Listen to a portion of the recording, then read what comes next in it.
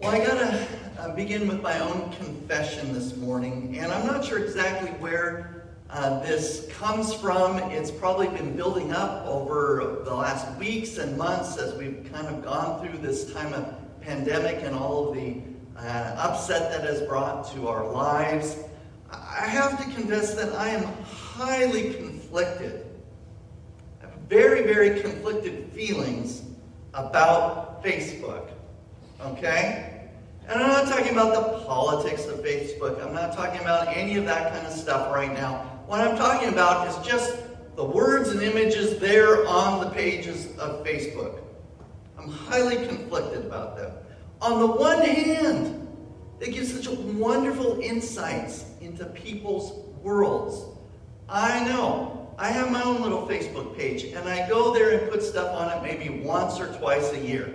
I'm not a heavy user. I'm not a professional at this, okay? But I do go and look and see what people are doing and what's going on in their life and what their cat is up to. I see a lot of stuff, so it does give me a little insight into people's worlds and what's going on in their lives. And that's been very handy during this time of pandemic. So that's one side of my feelings about Facebook.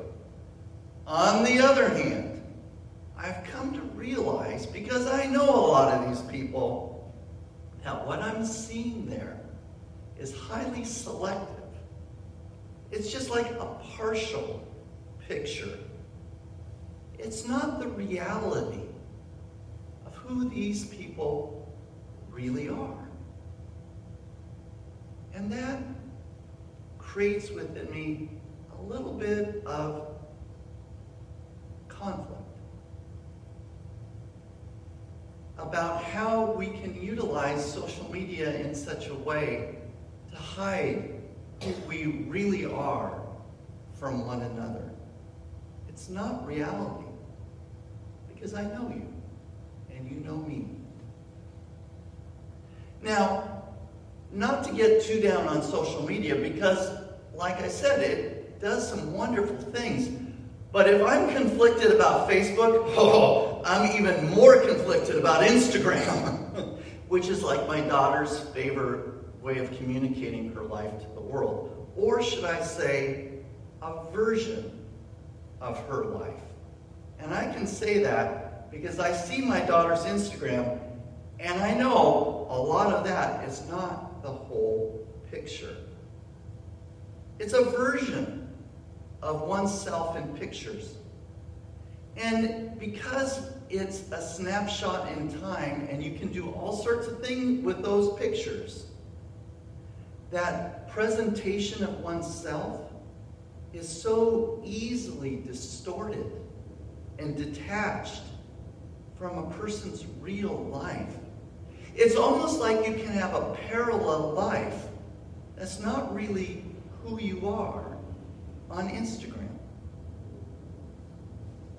Both Facebook and Instagram place us at the center of the universe. Whether it's the real us, or some creation of who we are, or some parallel self, whatever it is, in the end they place us, you and I, at the center of the universe. It's like we're saying, look at me, look at my life. And now don't even get me started about Twitter or dating apps, because I have friends who have had professionals curate their life for Twitter and dating apps. And I often ask them, well, what about when you actually meet someone face to face? And they say, that's not the point. The point is to be someone different and to have someone interested in me.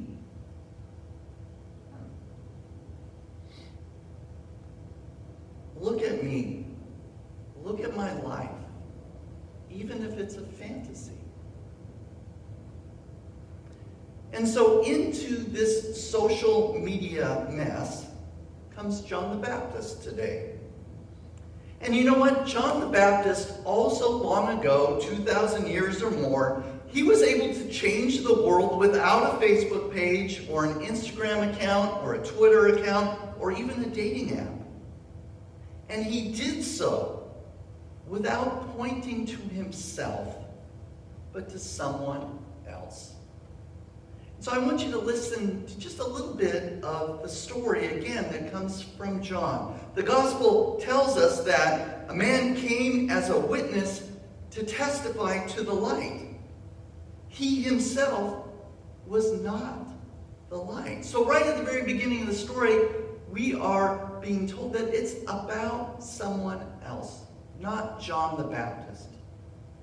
Now, a hilarious dialogue follows, and there are some folks sent from important people in Jerusalem who come to John out there baptizing by the River Jordan, and they say, "Who are you?" And he just continues to try to point the camera away from himself. "I'm not the Messiah," he says. "Are you Elijah?" "No." "The prophet?" "No." He keeps trying to push the camera somewhere else. "Who are you then?" they ask. "Let's have an answer for those who sent us. What do you say about yourself?" They keep trying to point the camera there. And so finally he says, John does, "I'm a lonely voice talking about God." Or in John's own words, "I'm the voice of one crying out in the wilderness, make straight the way of the Lord." If you are a nobody, the representatives from the important people ask him, if you're a nobody, then why are you out here doing this stuff? "I'm out here doing this stuff," John replies, "because it's not about me. It's about the one I'm pointing to." It is an amazing message from one so long ago that might be helpful for us in our day. To turn our attention away from ourselves for a moment and to someone and something a little bit bigger and a little bit more important than we are. And that message of John the Baptist got me thinking about all those people during this time of pandemic whose lives, whose lived experiences and their daily deeds point to something beyond themselves, to something bigger, to something better. And so I've been thinking about employees at Starbucks who are there being in public day in and day out, masked up, gloves on, who are trying to bring a little bit of normalcy to people's lives.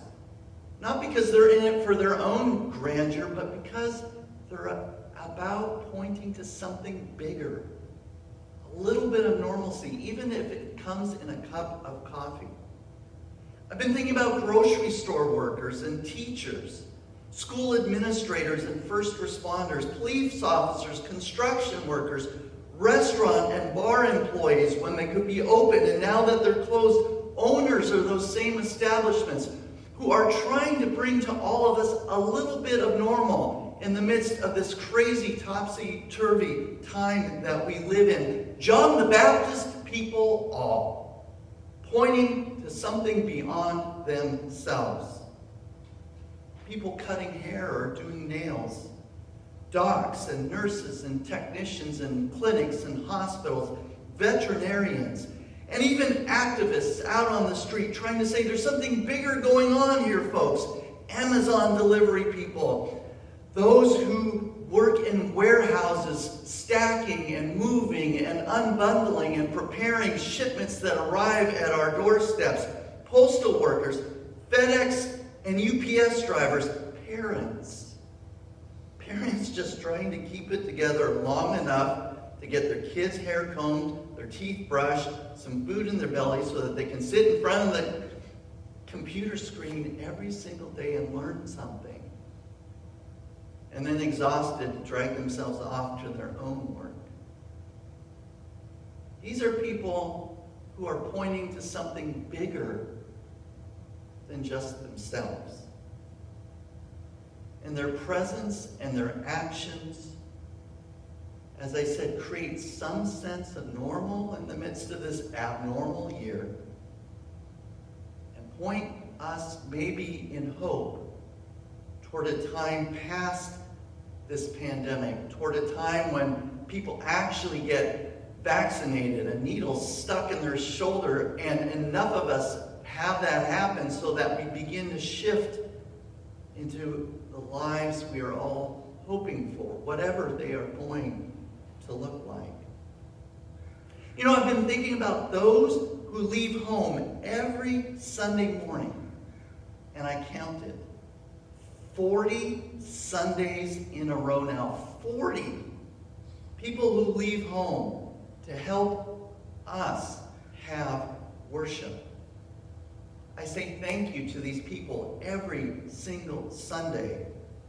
To those who connect us to the internet, Jan, to Tia, who just, tells me what to do so I don't look like a fool every Sunday after Sunday. To Susan, who sits here and makes sure that if I fall over, she can take the reins of it. To Brian, who comes and plays, and Katie, and Elisa, Christy, Josh, Ann, Kirsten. If there was a whole crowd of us here, you could all be shouting out more and more, Emmy! All sorts of people.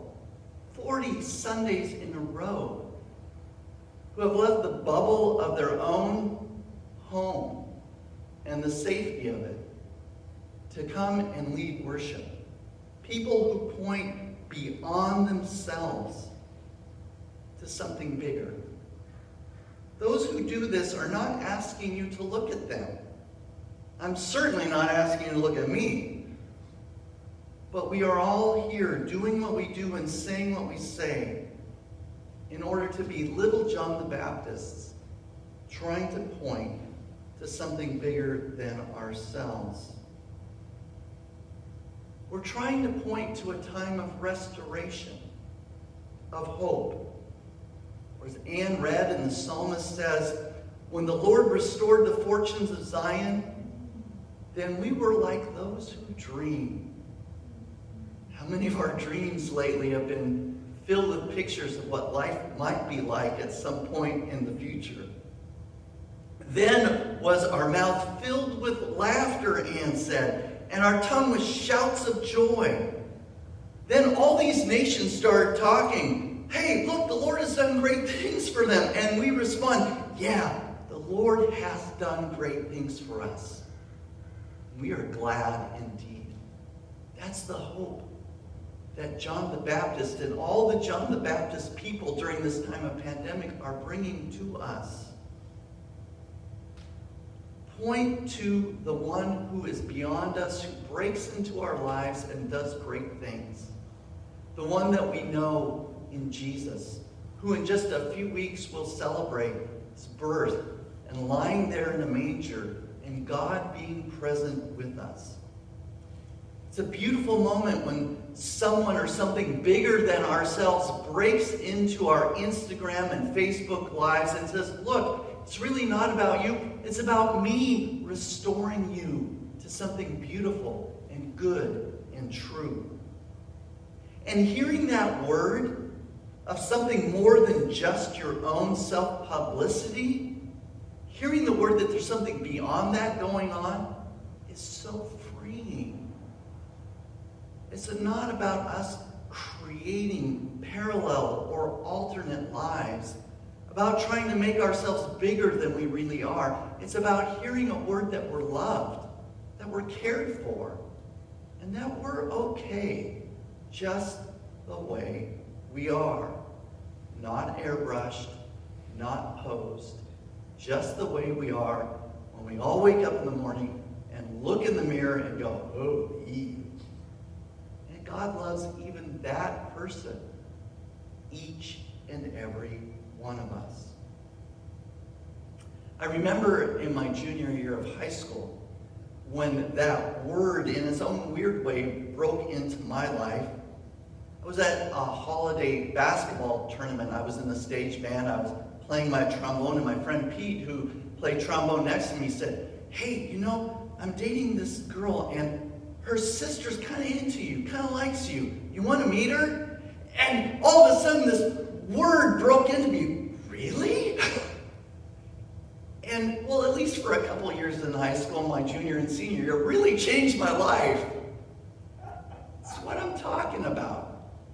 Not really dating your high school sweetheart, but God breaking into your life with a word like Pete's word to me. Hey, come on, let's go up and sit together and see if something sparks. That's all God is doing through John the Baptist,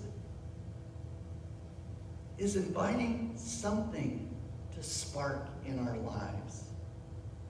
That's what John is doing. That's what we're doing when we light those Advent candles week after week. We are saying God is sparking something in our lives, and that hopeful future is getting closer. And we are the ones who get to live into it.